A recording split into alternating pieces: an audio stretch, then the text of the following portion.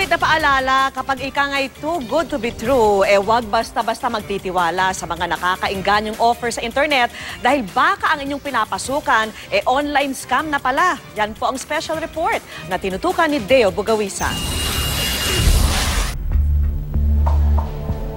Dahil sa pangako ng malaking kita, sumali sila Agnes at Carol sa isang online paluwagan sa Facebook at nangikahit pa ng ibang mga kakilala. Nainganyo akong sumali kasi in 3 days, yung 1.5 ko magiging 2.5. In-invite ko yung kumare ko, yung pinsan ko. Kampante raw sila dahil FB friend naman daw nilang itinuturong pasimulan ng online paluwagan. Sa binuong group page daw ng suspect sa FB, nalalaman kung saan at kung kailan ihulog sa bangko ang puhunang pera at kung kailan ito maibabalik sa mga miyembro kasama ang inaasahang kita. Ipapalagay niya doon kung saan niya isasend yung payout mo. So either bank or remittances. Dalawang batch kasi yun 15, 30, almost 30,000. Pero ilang araw lang daw matapos ang palawang hulog, forever logout na rin ng suspect. Hindi na siya ma-contact.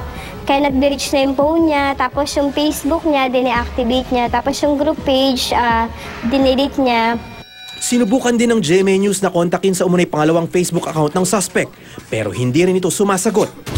Napurnadang bakasyon naman ang nakuha ni Cheska ng kanyang kagati ng isang murang travel package na nakita niyang naka-advertise sa isang classified ads website. Lahat ng mga tanong ko, may mga sagot din sila like yung saan yung physical location nila, yun nga, email address, yung personal phone number, tapos yung office, yung landline ng office nila. Matapos daw niyang bayaran ng travel package sa isang remittance center, hindi na dumating ang confirmation ng booking na patunay sana ng transaksyon. After 2 hours, wala pa rin ako nare-receive na email. So medyo doon na ako kinabahan. At nang tawagan niya ang mga umunoy scammer, iba-iba yung names na ginagamit nila. Kasi nga, pinapagpasapasahan ako. Tapos, sinabi din nila na yung name ko daw, pati ng mga friends ko, is gagamitin din daw nila pang scam.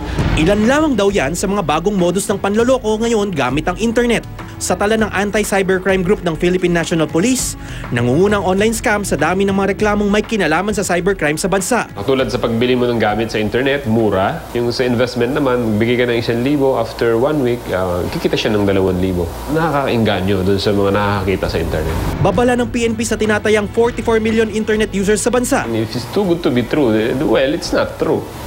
Kasi nga, lahat naman po yan ay paggagay mga scam po yan. Lalo-lalo na pag nanghihingi ng pera. Maaari ring i-report sa Department of Trade and Industry at Securities and Exchange Commission ang anumang uri ng scam.